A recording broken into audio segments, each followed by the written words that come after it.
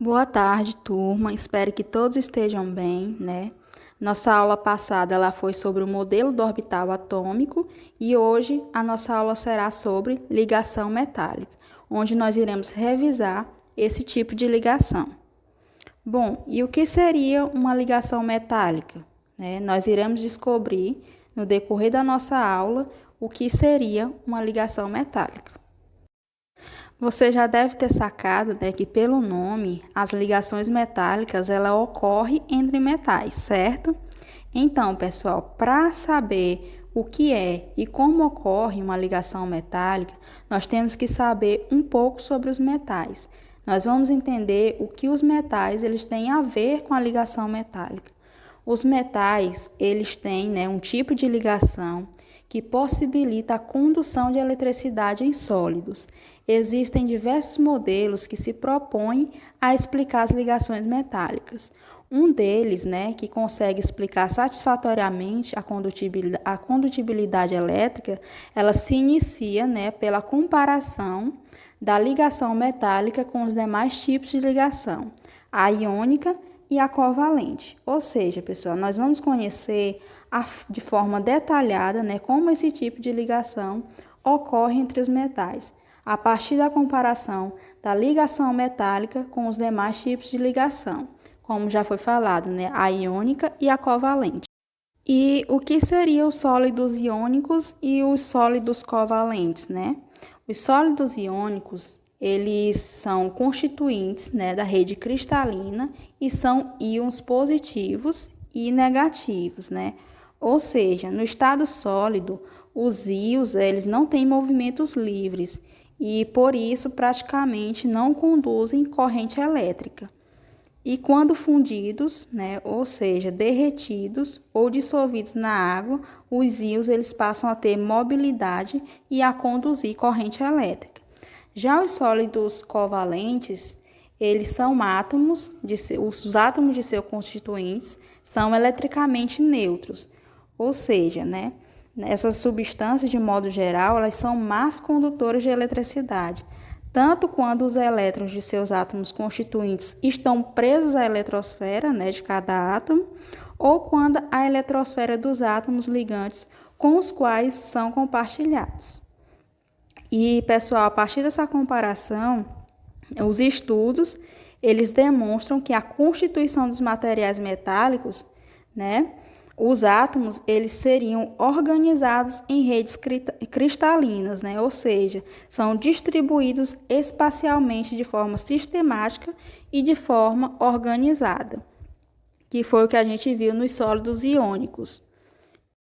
Bom, pessoal, o que seria esse arranjo cristalino que tanto a gente já falou aqui, né, anteriormente nos slides?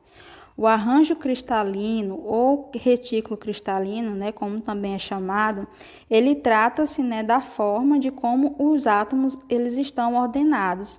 E essa ordenação, ela depende basicamente do raio e da carga nuclear dos átomos envolvidos e pode se apresentar de diferentes formas, né, como cúbico de face centrada ou cúbico de corpo centrado.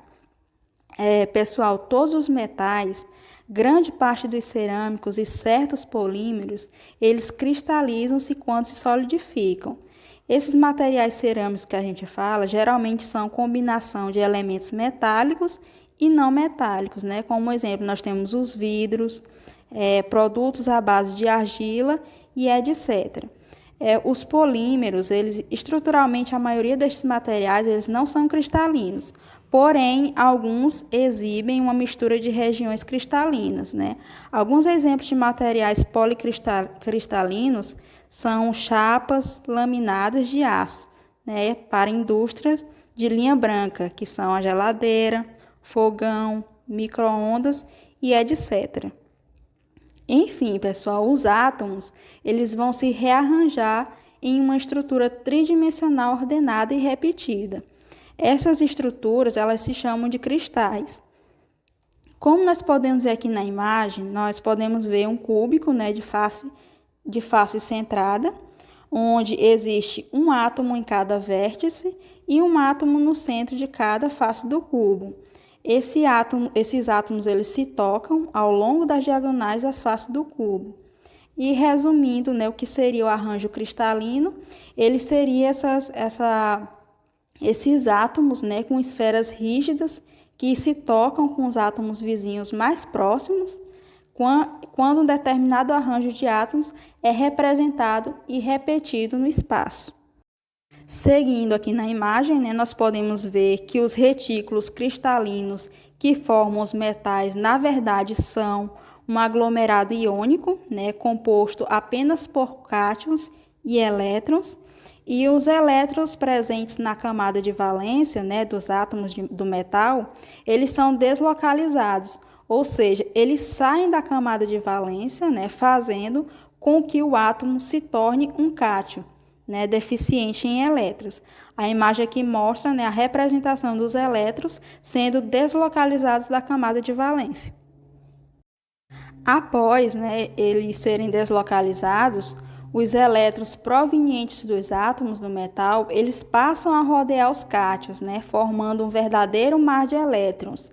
Cada um dos elétrons presentes nesse mar possui capacidade de mover-se por meio de um retículo cristalino do metal livremente. Que isso pode ser explicado, né, pela teoria da nuvem eletrônica, ou seja, os elétrons de valência, né, que são deslocalizados, são atraídos pelos núcleos dos átomos vizinhos, não estando estritamente, né, associados a um núcleo em particular. Eles estão distribuídos sobre a forma de uma nuvem de elétrons, né, que a gente acabou de dizer que pode ser denominada como um mar de elétrons, e que demonstra que o metal sólido ele é constituído por átomos com cargas positivas, né, que seriam essas bolinhas grandes, e rodeado de elétrons livres, que seriam essas bolinhas pequenas, que se movimentam por todo o metal. Bom, né, e aqui nós chegamos ao real conceito de ligação metálica, que seria a interação entre átomos envolvidos por seus elétrons de valência que se movimentam livremente, né? Ou seja, trata-se da forma como os átomos de um elemento metálico interagem entre si. Bom, agora nós vamos resumir, né, o que a gente viu, que nós vimos até agora, que as ligações metálicas elas ocorrem através da interação de átomos de um elemento metálico, e que os metais eles são elementos químicos que apresentam como principal característica física a capacidade de perder elétrons e, consequentemente, formar cátions. Ou seja, né, esses metais sólidos, eles possuem um agrupamento de cátions fixos, rodeado por elétrons. Esses elétrons eles se encontram deslocalizados, né, porque pertencem à camada de valência e não são atraídos pelo núcleo. E isso define a estrutura atômica dos metais, que no qual é denominada de estrutura cristalina, como acabamos de ver nos slides anteriores. E se você tem dúvidas ainda do que seria, né, um cátion, aqui eu trouxe o conceito, né, de cátion, que quando um átomo ele perde elétrons, ele adquire, né, carga positiva. Ou seja, eles são representados com carga positiva e à medida que eles perdem um ou mais elétrons, né, o processo de ionização, eles resultam em um número de prótons superior ao número de elétrons, né, que aqui nós temos exemplos de íons com carga positiva. Nós temos o íon alumínio, o íon sódio, o íon magnésio e o íon chumbo. Aqui nesse slide, né, temos a representação do átomo de alumínio se transformando em um cátion alumínio, né, o átomo de alumínio se transformando em cátion alumínio, onde o átomo de alumínio ele tem um número atômico igual a 13, né, e a massa 27, de acordo com a tabela periódica, e é eletricamente neutro, né, possuindo 13 prótons, 13 elétrons e 14 nêutrons, que para achar o número de prótons, eu tenho que diminuir a massa do átomo pelo número atômico. A carga elétrica desse átomo é mais 13 e menos 13, que é igual a zero. E ao perder 3 elétrons de sua camada de valência, ele se transforma em um cátion, né? Que é o alumínio 3+, que passando a possuir 3 elétrons, ele possui 13 prótons, 10 elétrons e 14 nêutrons. A carga elétrica desse íon passa a ser, né, mais 13 com menos 10, que vai ficar mais 3. Aqui é a representação de como o átomo de alumínio ele se transforma em cátion alumínio.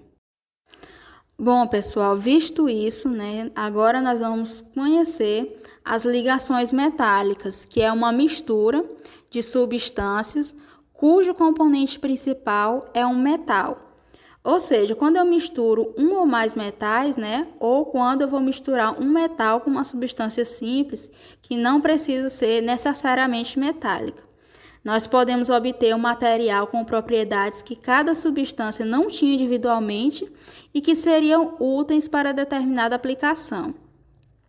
E para obter uma liga metálica, é necessário submeter as substâncias, né, que formarão a liga a uma temperatura elevada até obter a fusão completa de todos os componentes, né, e em seguida deixar essa mistura esfriar e se solidificar.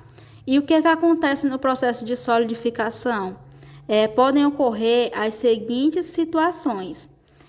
O metal ele pode possuir retículos cristalinos muito semelhantes, né, em forma e tamanho, ou seja, pode ocorrer essa formação de retículos cristalinos, e que nesse caso nós iremos considerar a liga metálica homogênea, né, uma solução sólida.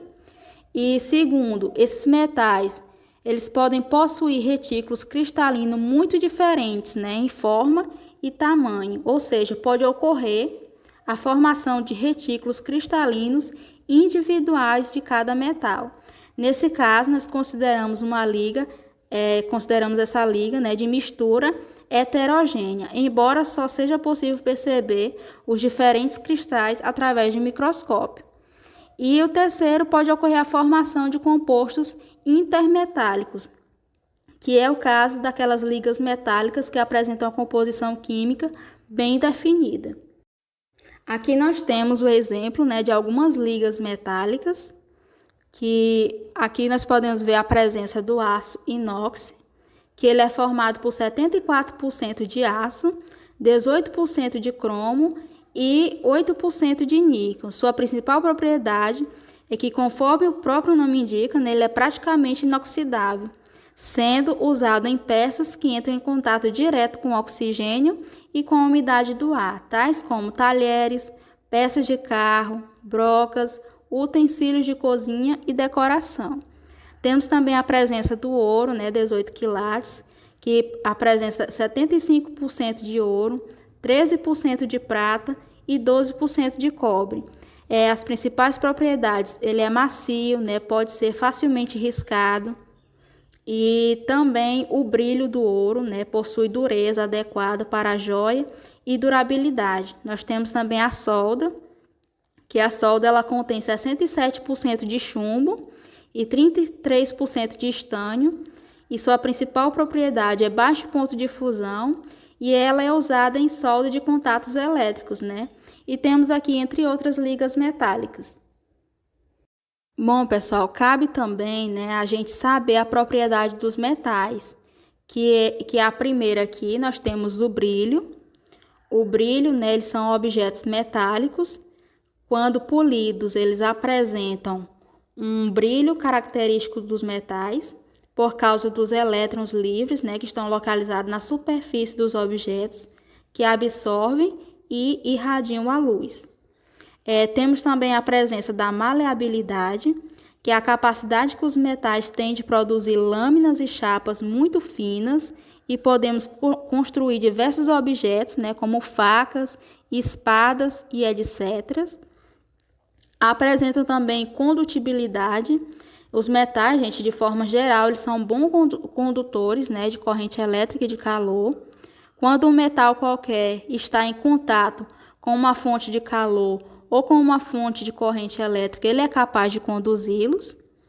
Temos também a presença da ductibilidade, a ductibilidade, que é um metal, que podemos produzir em forma de fios. A utilização de um metal na forma de fios, ela facilita a sua utilização, principalmente em relação à condutibilidade elétrica.